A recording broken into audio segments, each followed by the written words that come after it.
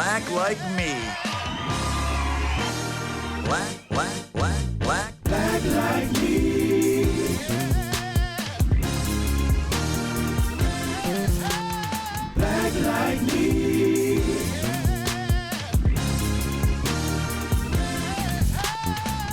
You're listening to Black Like Me with Dr. Alex G., a podcast that invites you to experience the world through the perspective of one black man, one conversation, one story, or even one rant at a time. Here's Dr. G.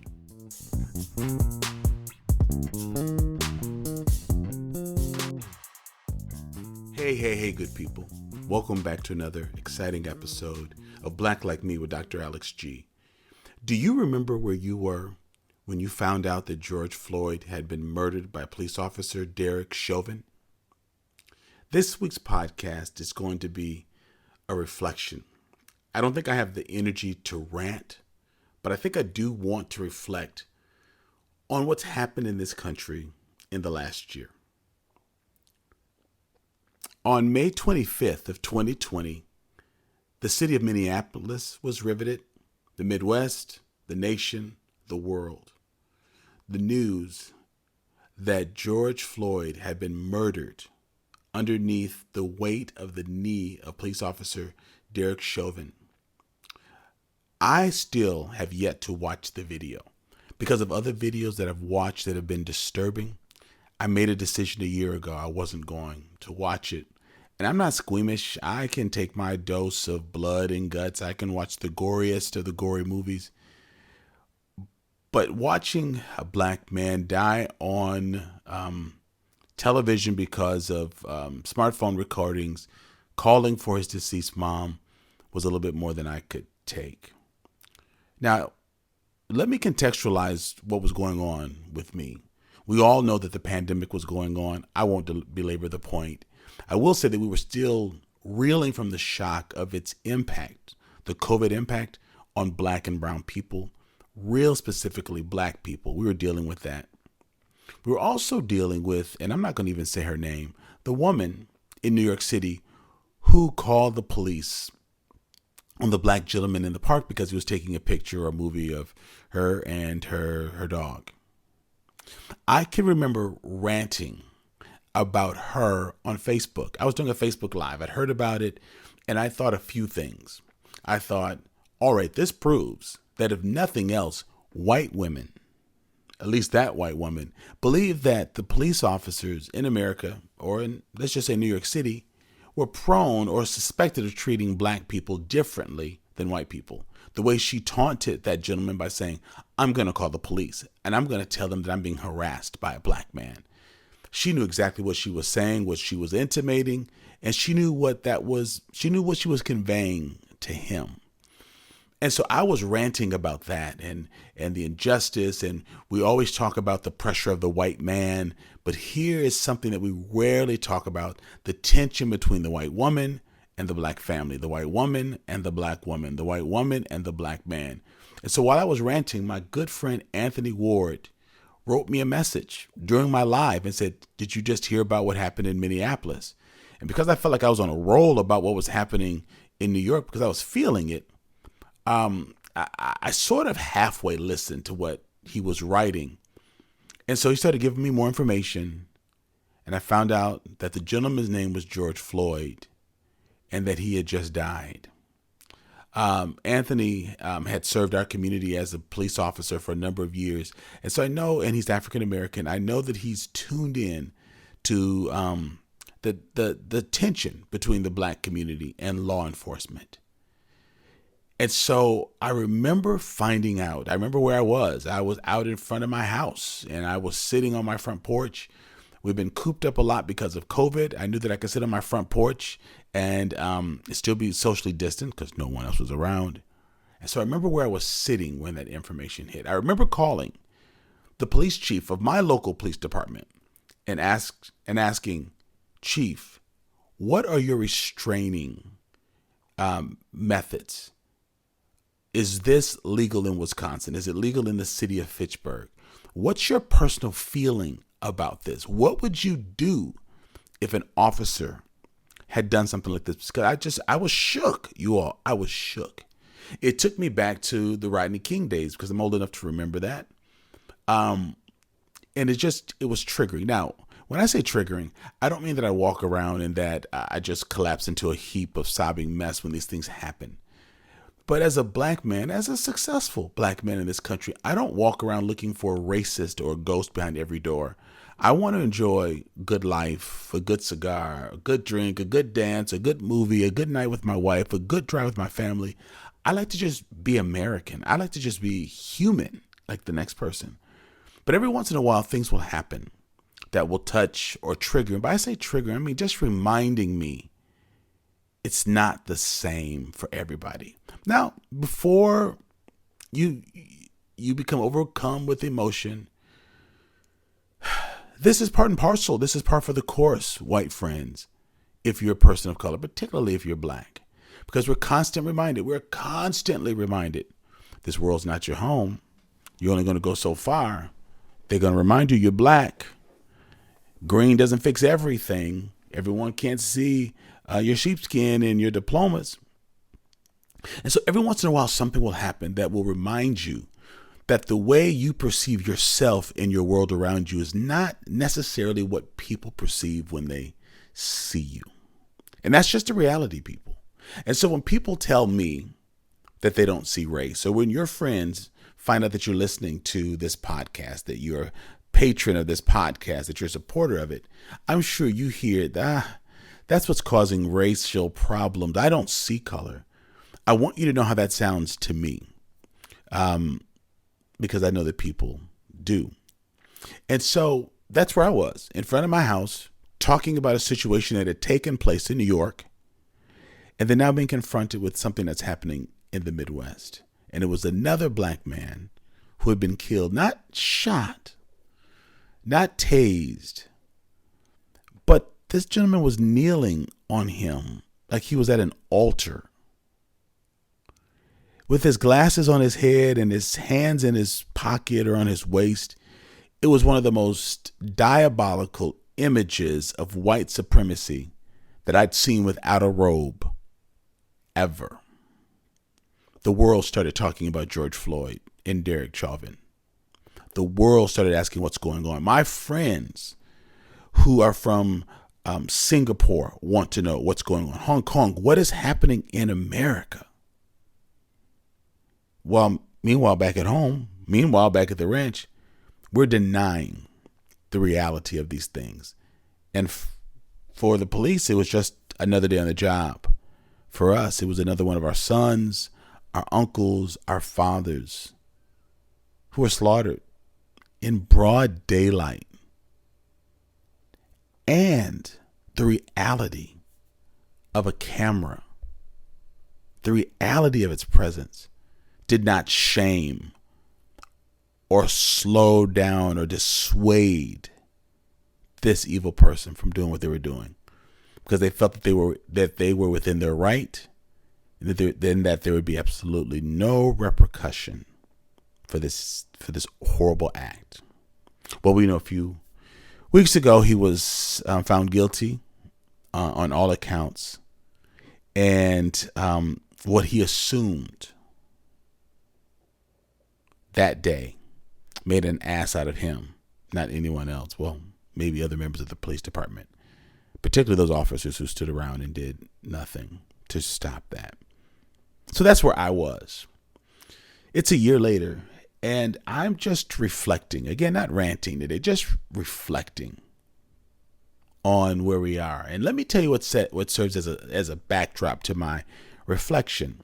My most recent podcast episode was with two white gentlemen, both professionals, a staff member of mine. His name is Tyler, and his friend Joel, who is a PhD student here at the University of Wisconsin-Madison. And we were talking about their take on young white men. What do they think about America? What do they think about the discussions of race? How different is America for them than it was for their grandfathers who were white men?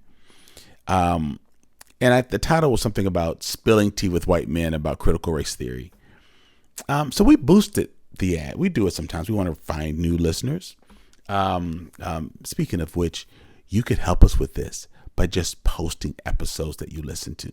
If you use social media, just post it. This is a great episode. I learned X, Y, and Z. Encourage your friends to listen. That can also help us to do it, and it's free. All right, so we boosted it. So then I get up, and so the comments are hitting my inbox because of this ad from, well, doctor, if you really are a doctor, where did you get your doctorate? Like, I have to explain to Facebook where I got my doctorate. I didn't target them. I bought an ad. Facebook put this in their box. I don't know these men. I don't even know if they can read. And so they're getting, and they're pissed, and they're mad, and they're saying everything from, you're creating racism. There's no racism in this country. I'm creating racism. America was stolen from the Native Americans. Immigrants were allowed to come here and work under the premise that they could send for their families, and then told, no, you can't. And then Americans built boats and went to Africa and stole people and broke up families to bring them here to work for free for centuries. And I created racism because I interviewed Tyler and Joe. What the hell? And so, you know what? I don't expect everyone to believe what I believe, or even the way I believe. That's okay. But it's hard to take racism and ignorance.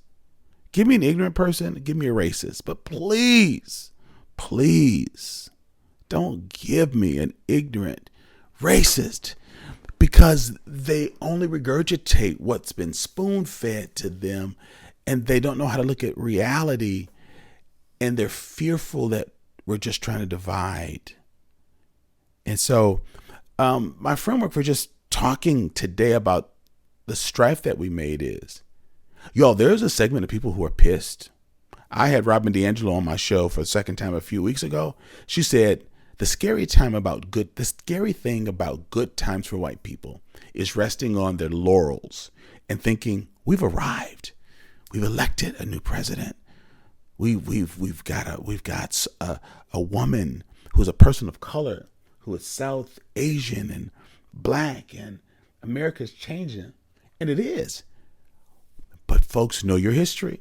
Let's know our history. Every time Black people have made huge strides in this country, whether it's through the Civil War or whether it's through Reconstruction, whenever Black people have gotten the rights to vote, you see pushback. The right to marry, you see pushback. The right to be elected, there's pushback. The right to read, there's pushback. The right to vote, there's pushback. And so please know that when we make great strides, Black people say, yeah. Because it's the way it goes. It's the way it goes. For me, I'm living for the day when we can have Black achievement on a very national and global level, and there's no longer the fear of retribution or payback or vengeance. Much of what you saw in the campaign with Trump was in response to President Barack Obama being elected. And so you come back with a woman who's a person of color as vice president, who could very likely run for president in a very credible run as a woman of color, as a woman who's a person of color. Folks are up in arms. They're like, no pun intended. They're like, oh, hell no. Y'all are not about to take our country, the same one that was stolen from the Native Americans and populated through rape, and then tilled and seeded and grown by free Black labor. Their country, it's just appalling. It's just appalling. Now, fortunately, I interact with enough people who are of European descent, who are allies, who are friends, who want a place of equality, not a place where white people are seen as subservient. And so I have enough interaction with people to know that not everyone who is white thinks like these trolls, but it's still frustrating. So that's what's in the backdrop of my reflection. It's a year later, and people still think I'm creating racism. Let's talk about Breonna Taylor. Let's talk about Ahmaud Arbery. Let's talk about George Floyd. And when these folks, and I'm just reflecting, when these folks get charged up or when they die, we then go dig. Or the media starts, or the community starts digging. Well, he had a background. He had an issue. He did this. But yet, when a white officer does something wrong to a black person, do we know all of the wrongs that they have done? Like, why is it that we get into the trial of some of these officers to find out, well, they've been in trouble for excessive force, not just against people of color, just excessive force. We find out things that make us say, why were they allowed to even stay on the force after that? And so we have people who are actually being scrutinized and being tried for certain things, and we don't know all of their background. You can be a black person, you're killed, and then your character is on trial. And I'm the one that's creating racism. Your character is on trial. You can be black and get in trouble, and folks will start talking to you about other things that they've done. Like Jacob Blake in Kenosha. Like, we found out all about his background after he was shot 7 times, but what do we know about the background of the police officer? Or Kyle Rittenhouse, what do we know about their background? This man was shot, 7 times point blank in the back? Still not walking from what I understand, but we know all about his background and the things that he's done wrong. And so I'm just reflecting on that, people. And so when I look back after a year, you may want to know, do you see signs of hope, Dr. G? And I answer that with yes and no. And let me talk through that list. And then I'm going to close out with just 5 things that I want to share today that are indicators to me that we are moving in a new direction, in a good direction, with some sense of permanence and normalcy. Do I see signs of hope? Yes. Let me start with the positive. Yes, I do see signs of hope. There's a greater interest in race issues due to the blatant acts that people have seen. Now, what is so surprising to people, and this is what I heard from many of my friends, I didn't know it was like this. Folks didn't know either before Bloody Sunday and on the Edmund Pettus Bridge, but when it was broadcast, it opened people's eyes to understand, wow, this is America. White women being scalded with hot coffee, too, sitting next to their black colleagues, friends, associates, fellow protesters. America didn't know until they saw that on the news. And so I appreciate that the media and social media will capture footage and carry footage of these things, because most people would not believe that they are as bad as they are. I appreciate being American, but just because I love being in America doesn't mean that I can't challenge it. You know, I love certain restaurants, but I will fill out those survey cards because I want them to know how they can be better, do better, get more money. I want them to be around. I want America to be around, but I want to be able to challenge America without being called a communist or a Marxist. I pay taxes. I come from a patriotic family. Many of my relatives have served in the military going back to World War I, and I don't have the right to challenge American government, its government or politics or its law enforcement without being called a Marxist. So being American means being silent, because that's not how we started America. We're very noisy. You know, that Tea Party wasn't quiet. You know, the American Revolutionary War was not quiet. Breaking off from the crown from Britain was not quiet, but we did it because we were American and we were strong and strong-willed, and we wanted freedom. We believed in freedom. We believed in free thought. We believed that no one could or should dominate us. And what we do in return is dominate the native population, go get people from Africa, and then dominate them for almost a half millennium, and then set racist systemic issues into place. But honestly, I don't even know if white people know how to stop. Honestly, these things have been such a part of the fabric of this country. I don't even know if white people know how to stop them, even the ones who want to stop them, because it just feels American. It just feels normal. It just feels like life. So then it continues for another century. So for half a millennium, we do this. We subjugate people based on the color of their skin. It influences the Constitution and law and the economics, the commerce of this country.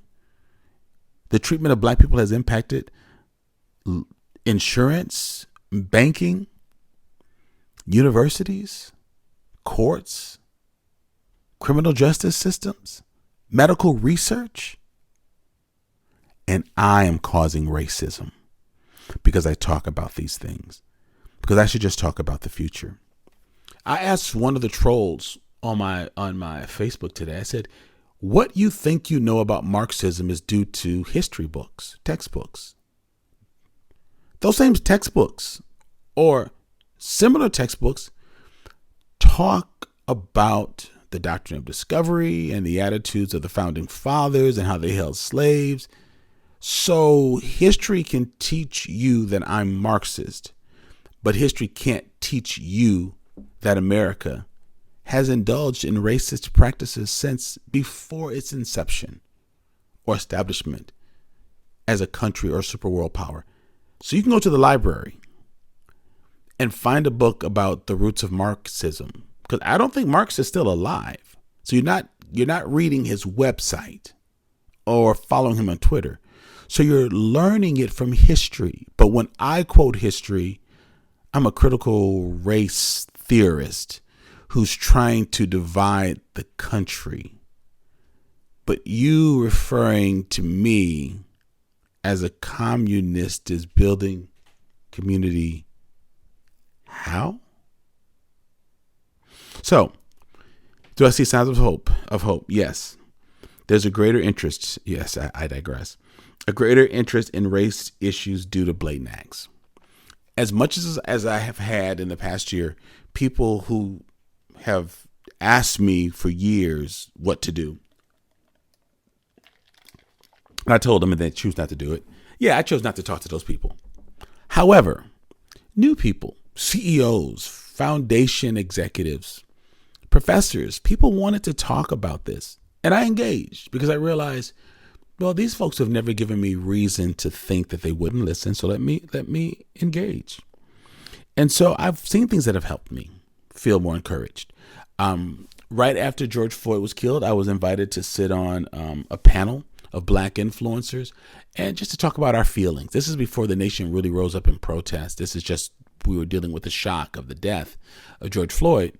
And at the end of the interview, the journalist asked, do you all feel better now having had space to talk about this? Well, hell, we were talking about it at home. We were talking about it on our knees in prayer. We've been talking about it. I said, no, I actually don't feel better. This is costly to open up this wound in my soul and to talk about this on camera, on cue, knowing that right after this, you're going to go to a commercial, about, I don't know, Expedia.com or Airbnb or something. It's difficult.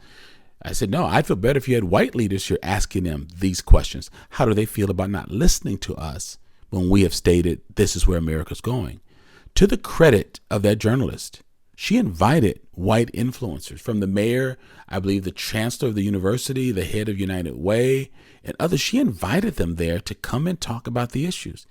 That's a sign of hope, that she's listening, that she's not just thinking, oh yeah, it was a black man, but he was killed by a white man. So we're asking black people, how do you feel about seeing a black person being killed? But they weren't asking white people, how do you feel seeing a white person kill somebody? They weren't asking that. Nor did they think it was an important question. But it makes perfect sense to keep asking me. I remember I was on NPR or it was at WPR, Wisconsin Public Radio, and they said, so Dr. G, how did you feel when you saw George Floyd dying on camera? I said, how did you feel? She just went right to the next question. Like, what was I supposed to say? What was I supposed to say? How many ways can I say, ouch, oh, agony? But yet she was not asking white guests, how do you feel having seen a white person who looks like you kill someone who looks like Dr. G? And they weren't asking white women how they felt about that woman out in Central Park. The news did not have a panel of white women saying, white women, what can you do different? What can we do different? Sister girl, what can we do? No, they weren't asking that. but there's a discussion around the issues. And when I said you need to talk to white influencers, they did it. That gives me a sign of hope. In some cases, there's an increased sense of awareness that people are thinking, wow, we have not hired well. We've not done a great job. That what happened in the news moved to greater actions towards understanding what people listen to, where they took their children to learn about events. I felt like people were posting and saying to me, I'm going to understand this. I've said it. I've been sort of backpedaling on this. I am going to be a better advocate. I've appreciated that. A group of business leaders started meeting with me since last year, just having honest conversations about how did we get here? When did this get bad? I thought we were getting better. What about Barack Obama? What about Oprah? And we've been having honest discussions. It started off being just I believe a 3-part gathering or discussion, 3 or 4-part gathering, where I just walked them through U.S. Black history and then gave them a little history on Madison and race relations. It's a year later. This group is still meeting. Asking questions. And now it's getting a little deeper to some of the mechanics. Excuse me, got to take a drink of water. Maybe they're hiring people, but they're not promoting them. But they've been able to listen to me. Like, for example, I said to a bunch of CEOs, if you have diversity professionals, DEI, diversity, equity, and inclusion professionals, particularly if they are people of color, CEOs, if they do not have at least a dotted line to you, it won't work. Because whoever they are answering to, many times they are the problem. I'm not saying in every case, people, because some of you might be in that role. So of course I don't mean you, do I? But you have to have access to the CEO. And you've got to ask, Madam CEO, Mr. CEO, what are you seeing that we're not seeing? What do you know that I need to know? What's hurting us and we don't even know it's hurting? What's our greatest blind spot? And assure them that there will be no professional repercussion on what they state. If they don't have that access to you, and if you don't have that trust with them, this isn't going to work. You're just paying somebody a lot of money for nothing. And you're frustrating them, and they're going to go to work for someone else. Some took me up on that. Some of the CEOs actually took me up on that. So being able to influence folks to think differently. Some of those CEOs enrolled in our U.S. Black History course, a 9-week Black History course with their staff, paid for them to go through it. So that encouraged me. I'm working on a Center for Black Excellence in Culture. I'm loving it. It's going to focus on Black innovation and leadership development. It's going to focus on Black visual art and performance. It's going to focus on Black history and culture. I'm loving the space. So it's going to build artists. It's going to build innovation of artists, of folks with intellectual property who want to create consulting entities. There's going to be room for performances and plays and comics and receptions and gatherings. And this is all going to promote Black health and Black wellness, because we now know that when you navigate predominantly white space, you swim through a seaweed called microaggressions that weakens our health systems and makes us more prone for degenerative diseases. We now know this. This is not Black propaganda. This did not come out of the Black Panther office. This came out of centers of health and schools of medicine and public policy. And so our center is going to promote that. Some of the business leaders who have walked with me through an understanding of how we've gotten where we've gotten in terms of race relations are actually helping me to raise money for this center. That gives me extreme hope, because that means the community is not just saying this is a Black problem. They realize how the community benefits if more Black people stay here. Those are signs of hope for me.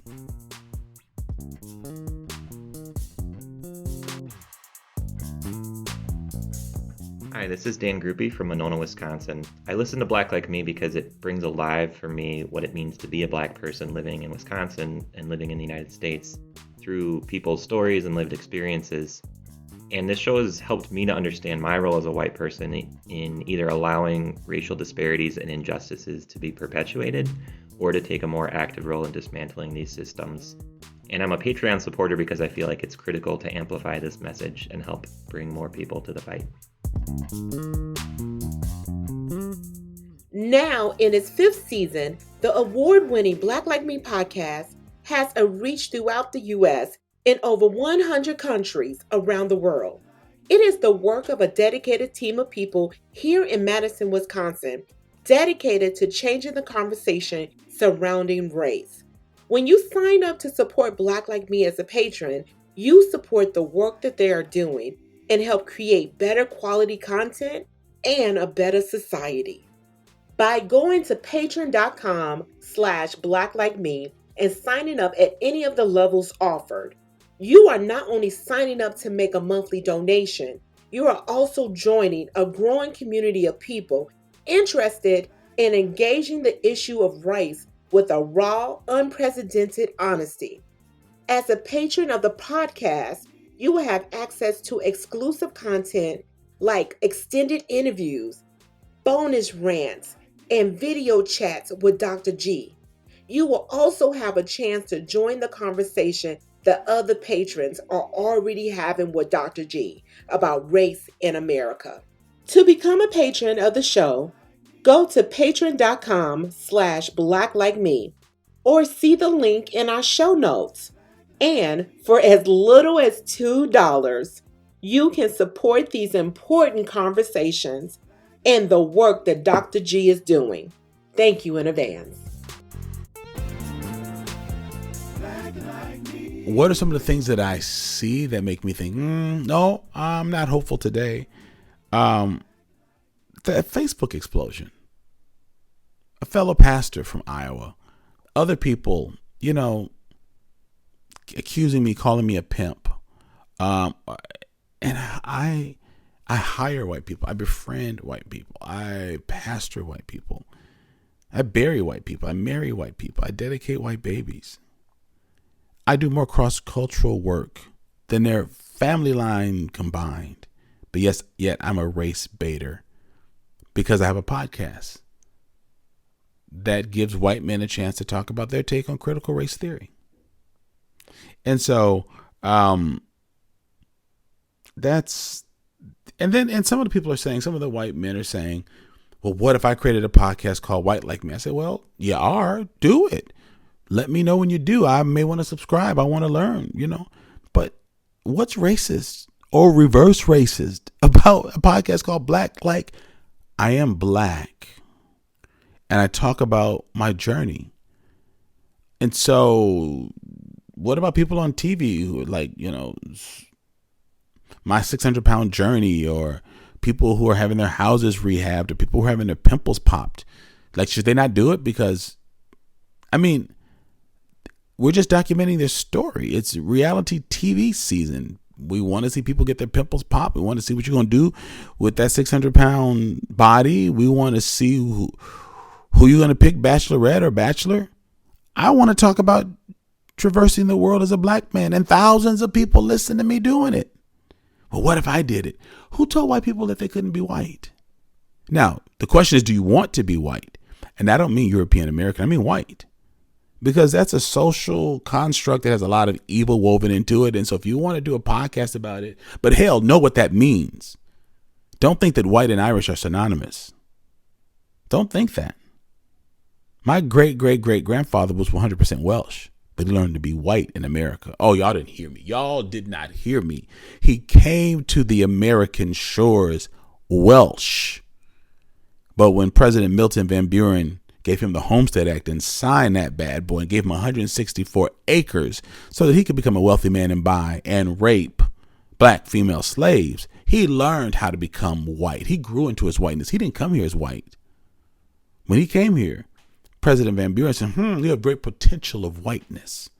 Mightn't we give you 164 acres and help you along the journey?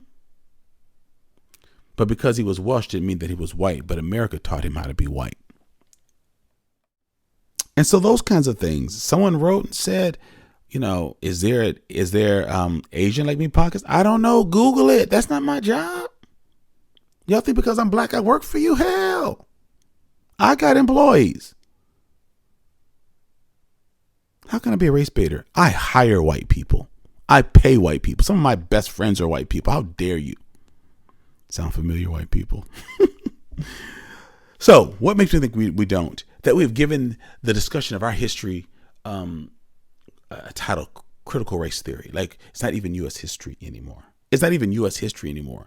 And it's not even considered U.S. history anymore. The Trump administration was trying to penalize federally funded organizations by threatening their funding if they taught this. At the University of Wisconsin-Madison, there were threats at other universities if you teach things about whiteness or privilege or white male dominance, that the legislature will ask you very pointed questions about your funding in a threatening way. This is the university. I mean, it's the bedrock of free speech, and that's why we have tenure, so that people can shake the bushes and say tough things in order to make us think differently. And now our government wants to muzzle universities because they want to talk about something that has shaped America. Come on. You know what's going on? America is becoming blacker and browner. White people aren't having babies, and black people and brown people are doing what you need to do to have babies. And folks are reading the demographics. They're looking at it like, maybe we're not going to brown in 60, 50. Maybe this thing is going to be mocha in 2030.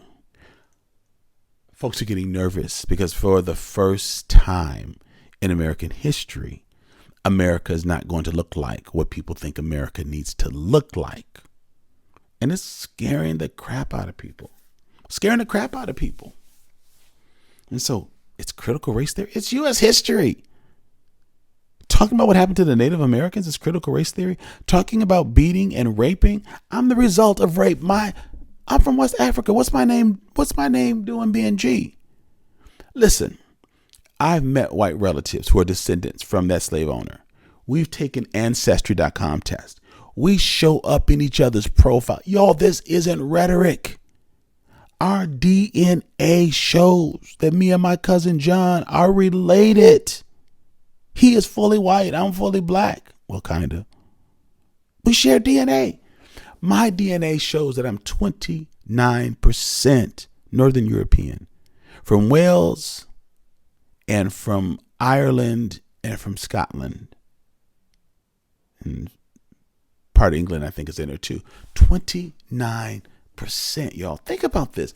29% Northern European ancestry. And y'all gonna tell me I'm making this shit up? Are you crazy? Do you think I just got up and said, I want to be mad at white people, so I'm going to go someplace and get a fake Ancestry.com test, and I'm going to just put a bunch of Northern European DNA shit up in my body, and then I'm going to go and get tested and swab my mouth out, and then I'm not going to talk about this? So how did I become 29% white? How did I become 29% white? Have y'all seen my mother? Have you seen my father? They are black people. But my mother did have gray eyes, and so did her dad.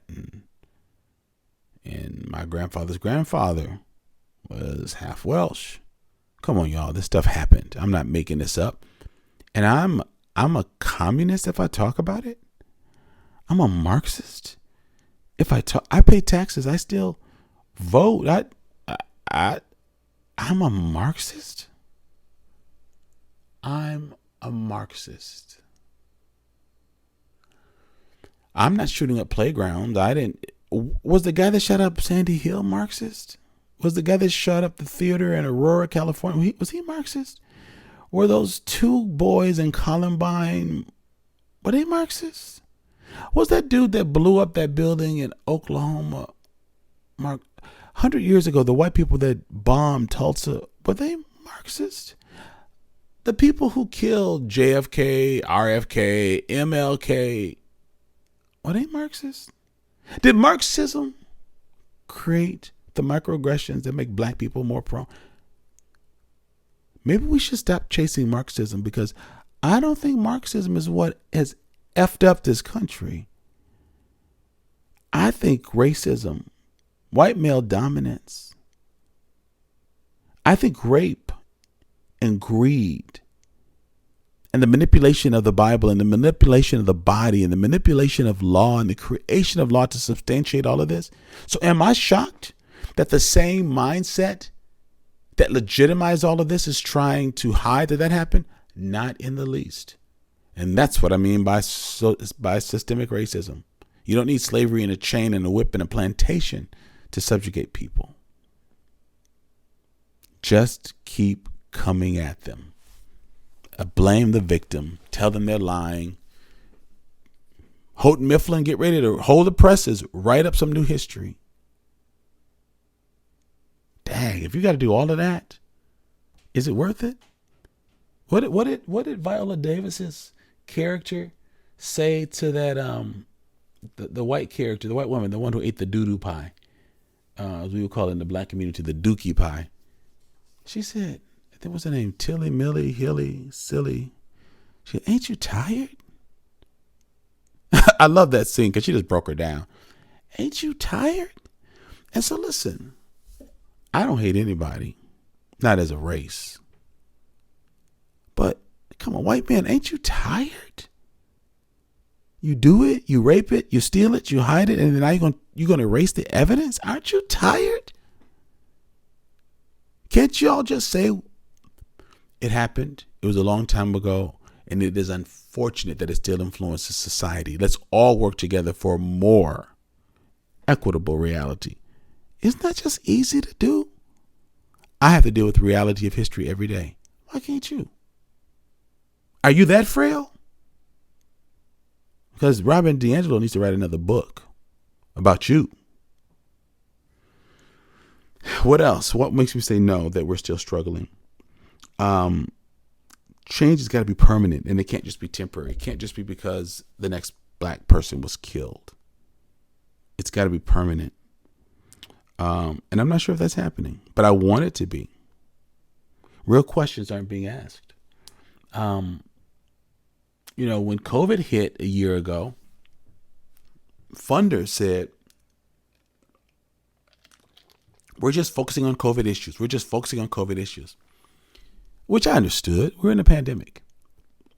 But what made COVID so deadly in the black community were the pre-existing issues, many of which were due to unrelated or race-related stress. And so we're going to address COVID's symptoms, but not COVID's causes. That's not sustainable, folks. But then when we moved into this era about when the focus on COVID went quiet, remember for about 4 or 6 weeks, we stopped seeing COVID numbers. We stopped seeing death tolls because we were fixed onto our televisions about what was happening, what had happened to George Floyd. But those same funders asked, some of them asked like, what dollars do you need for programs? But they didn't ask, how did we get here and how do we fix this? And what does your organization need in order to be fortified to deal with these issues? The funders did not ask me as a black community influencer, in light of these current realities of the very presence of racism in all facets of society, what have we not done, seen, done right by you or black leaders in the nonprofit world that's needed to be rectified now in order to position you to be able to better help all of society? Do you think that question was asked? It was not. That makes me think we're not really moving to a real solution. If I go to the doctor, they want to find out the cause of what's going on.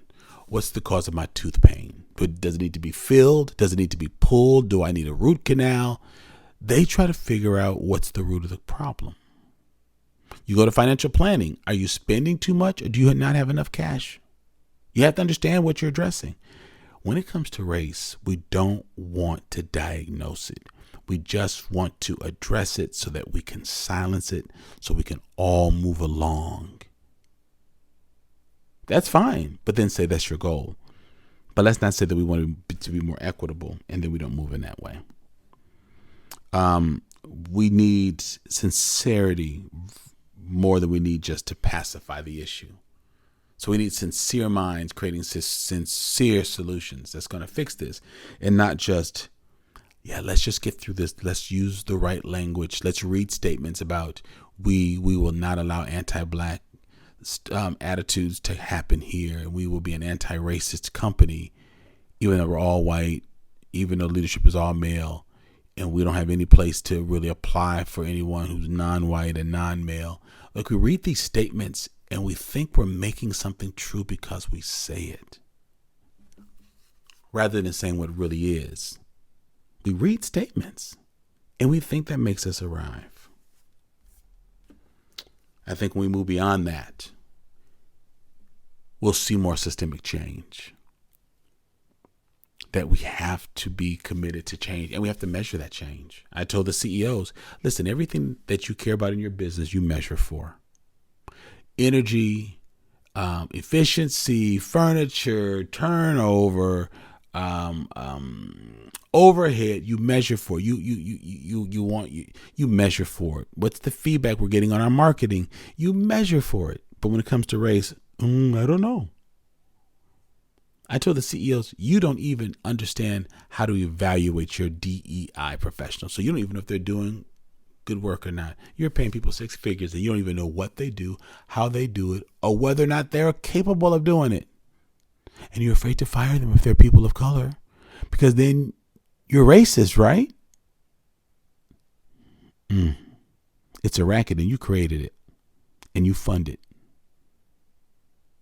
So we just need plans and measurable action. Here are 5 signs of sustained change as I see it right now, good people. I see signs of sustained change when there's a deep understanding of how we got here. I know people don't like looking back. I don't care. It's how you diagnose a situation, and it's how you prove you don't repeat it. That's why we look back, not to trip, not to fall back, but in order to propel us ahead. We've got to understand the systemic approach that not only got us here, but maintains here, so that we know what to avoid. 2, I believe that there are signs of sustained change when there's a movement from awareness to allyship. We tell donors and people that we tell people who want to be partners that allies educate, donate, and affiliate. Educate, donate, and affiliate. You find out the issues, you support someone who can really make a difference in the issues. That's code for Black-led organizations if it's pro-Black work. And then affiliate, get connected, volunteer, show up, tell others about it. But we can't just be aware. We can't just read books and papers and watch Amazon Prime series and then think we've arrived. Allies move, they act. Allies educate, donate, and affiliate. Do something. Don't just say you're aware.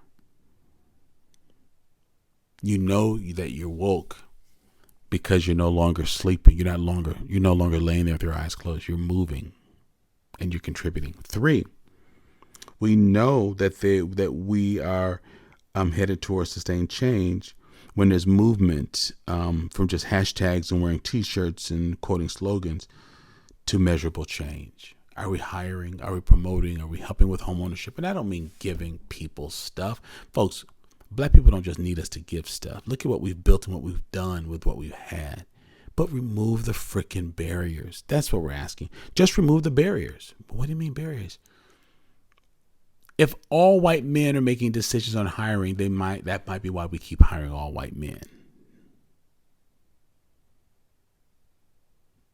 So you got to start making a move at decision-making levels about diversity in order to help the action-oriented arms of our companies take better action. And so if you got 5 white men making decisions and none of them know Black people and people of color, and they don't know where to advertise and who to talk to, they don't have personal friends, they can say, can you help me find someone? Why do you think that's going to change? That's not how you would look for a CFO. That's not how you look for an IT director.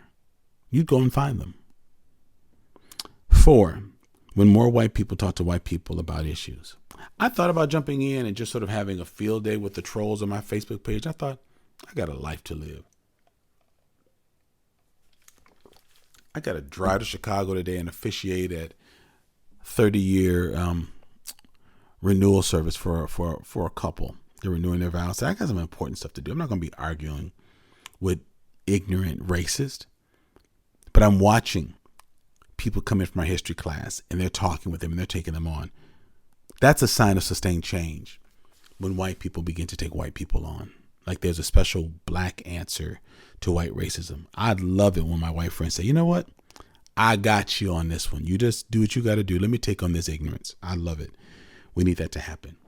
Stop coming and telling your black friends what white people have said to you, white people. Stop telling your black friends, my mother-in-law is so racist.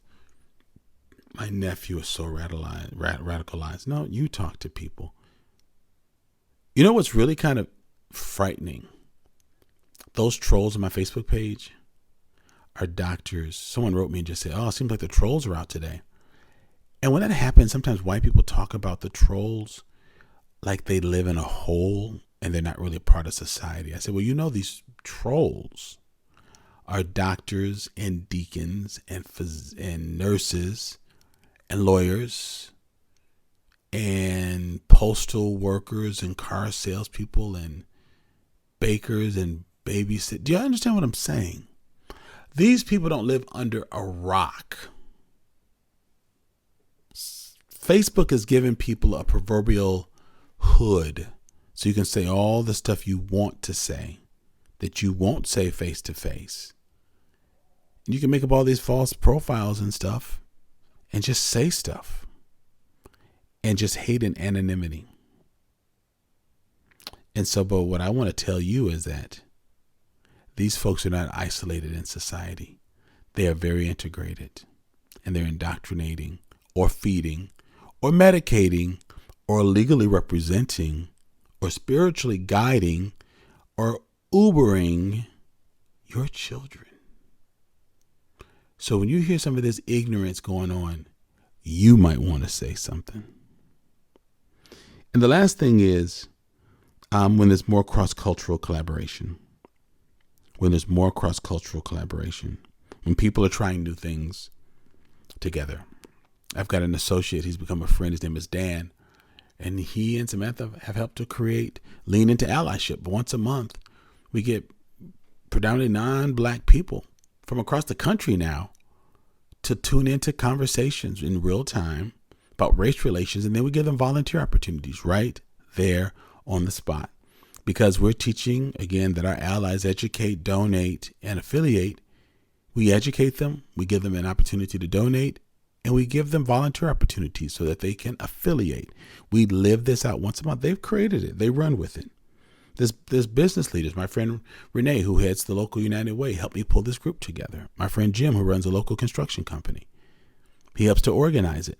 But people come together because they want to talk about race. But this is cross-cultural. And again, the people that are working on our cultural center, it's black leaders and influencers that are setting the goals for this. But white business leaders are saying, how do we fund it? Because this will benefit everyone in the community. Because if we get more black people to stay here, that means we have a greater pool of folks who can become employees and leaders and influencers inside our organization. So those are my 5 things that I'd love to see for sustained change. Deeper understanding of how we got here, moving from awareness to allyship. 3, moving from just hashtagging and wearing T-shirts and quoting slogans to measurable changes. We set goals, we measure for success, we tweak when we don't get it, and we keep going until we get it. We're smart enough to do it. We put people on the moon. We put telescopes on Mars. We can create a pathway to diversity. People, we can do it. 4, when white people talk to white people about this crap that's going on. And 5, more cross-cultural collaborations. People need to look around and see examples of people doing things together. That's why I appreciate my staff is very cross-cultural. My church is very cross-cultural. Even this podcast team is cross-cultural. I think we have to find ways to try things.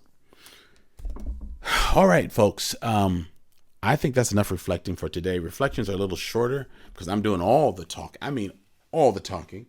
I'm not sharing with another guest. And so it takes a little bit more energy to do it.